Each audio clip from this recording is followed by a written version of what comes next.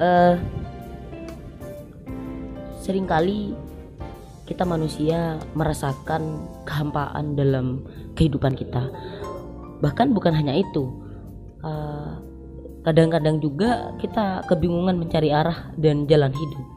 Jadi ada yang bahkan mengatakan bahwasanya tidak selamanya bahagia itu tenang, dan mungkin melalui jalur kemenangan tanpa ketenangan membuat seseorang merasakan menjadi dirinya sendiri. Mungkin bisa langsung ditanggapi.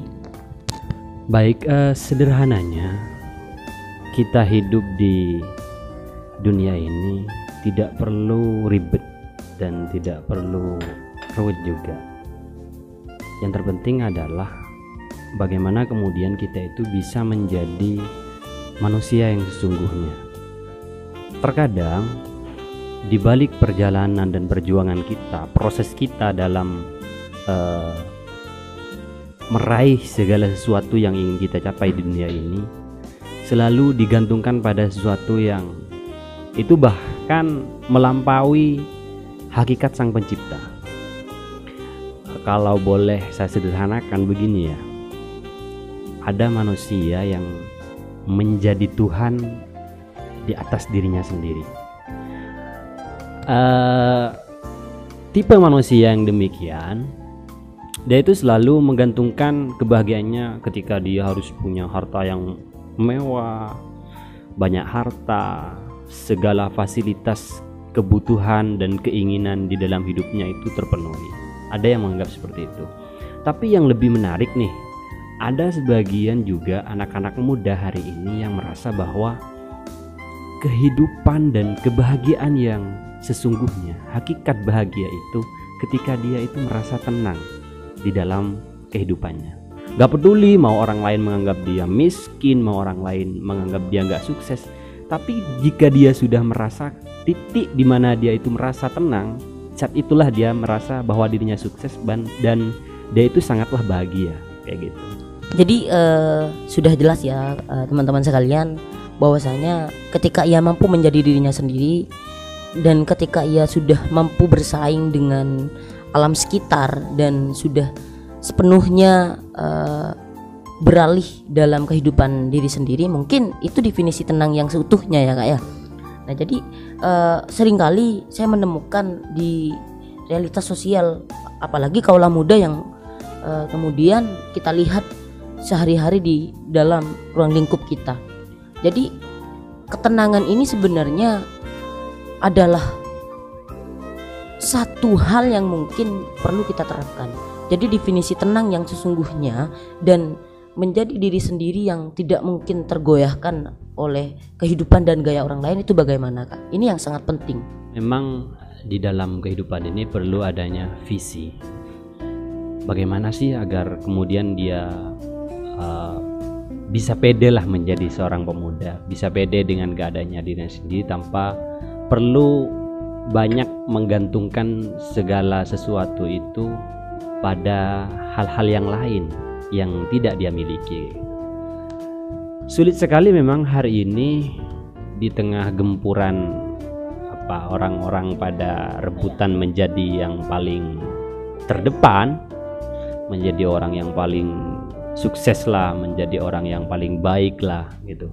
Sulit sekali memang kita menerapkan konsistensi dalam diri kita, baik itu proses ngejar karir dan mencari jati dirinya, itu sangat sulit. Jadi modal utama yang harus kita miliki itu di tengah-tengah problematika kehidupan yang berkepanjangan ini, yang tidak pernah ada henti-hentinya, kita harus punya komitmen. Apa sih sebenarnya keinginan kita dan target pencapaian hidup kita apa gitu. Karena kalau misalkan hanya mengikuti arus, kalau saya boleh pinjam bahasanya seorang bijak itu, dia mengatakan hanya ikan mati yang mengikuti arus. Orang-orang anak-anak muda seperti kita jangan, kita harus melawan arus. Karena memang potret keberhasilan besar seorang orang-orang yang sudah sukses itu, dari ratusan sampai ribuan orang yang sukses itu tidaklah mudah untuk menggapai mimpinya. butuh perjalanan panjang dan proses demi proses dia kumpulkan sehingga dia mencapai apa yang kemudian dia inginkan. Sederhananya kita harus punya komitmen di dalam diri kita sendiri kayak gitu. Jadi ada lagi nih keresahan yang kedua yang mungkin hampir semua kaum muda kita mengalami keresahan yang mungkin tidak penting-penting banget gitu. Dia kehilangan waras, bahkan kehilangan akal sehatnya karena memang titik puncak ketenangan dia adalah seorang wanita.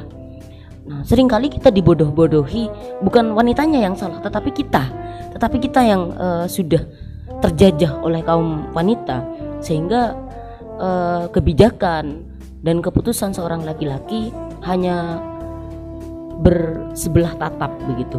Jadi bagaimana Kak tanggapannya sampean terkait hal ini gitu? Hemat saya sih tentang itu, saya juga sebagai pengamat ya, bukan penikmat perempuan ya, hanya sebatas pengamat saja. Saya mengamati peristiwa yang cukup aneh seperti yang adik barusan tanyakan mengenai laki-laki yang seolah-olah dia tidak akan pernah menikmati kebahagiaan dan ketenangan di dalam hidupnya tanpa adanya seorang perempuan. Kalau dalam akal sehat saya emang iya. Jadi di balik laki-laki sukses kan pasti ada perempuan hebat di belakangnya. Pro sekali, saya sepakat dengan itu. Hanya saja yang buruk itu ketika kita menggantungkan kebahagiaan itu ya harus ada perempuan itu gitu. Kan banyak kan di lapangan yang terjadi hari ini itu ketika kita PDKT maupun menjalani hubungan 1 tahun 2 tahun bahkan bertahun-tahun, tapi pada akhirnya semesta berkata lain gitu kan. Ada, kalau boleh pinjam bahasanya seorang seniman itu, ketika ada dua merpati muda bersahut-sahutan saling ngasih kabar, tapi kemudian lama kelamaan semesta memisahkan antara si merpati muda dan merpati tua itu. Maka kita sebagai laki-laki nggak boleh munafik. Kita memang butuh banget sama perempuan kayak gitu. Dan tantangan bagi seorang laki-laki yang sudah mapan, tantangannya adalah kecantikan seorang perempuan. Tuh catatan. Kemudian yang kedua, tantangan bagi seorang perempuan yang cantik akan lemah dan tidak berdaya ketika bertemu dengan laki-laki yang mapan. Dengan laki-laki yang mapan. Apa? Karena ada unsur ketertarikan dari sektor hartanya kayak gitu. Jadi mustahil ketika ada seorang perempuan yang cantik dengan tubuh yang seksi, ketika bertemu dengan seorang Fahrur Razi yang sudah keadaannya mapan, mustahil dia akan menolak rayuan dan cumbuan dari seorang Fahrur Razi kayak gitu. Jadi gitu. Jadi kalau laki-laki itu tantangannya adalah perempuan yang cantik, sementara perempuan yang cantik tantangan terbesarnya adalah laki-laki yang punya harta bergelimang. Jadi langsung tanpa dirayu pun dia akan terpikat kayak gitu. Ya siklus kehidupan ya seperti itu. Mungkin sudah cukup kami rasa ya Kak ya, dari berbagai penyampaian beliau tadi sudah banyak yang mungkin kita bisa terapkan dalam kehidupan sehari-hari kita. Ini dari kami, kurang lebihnya mohon maaf. Sampai bertemu di podcast selanjutnya. Bye.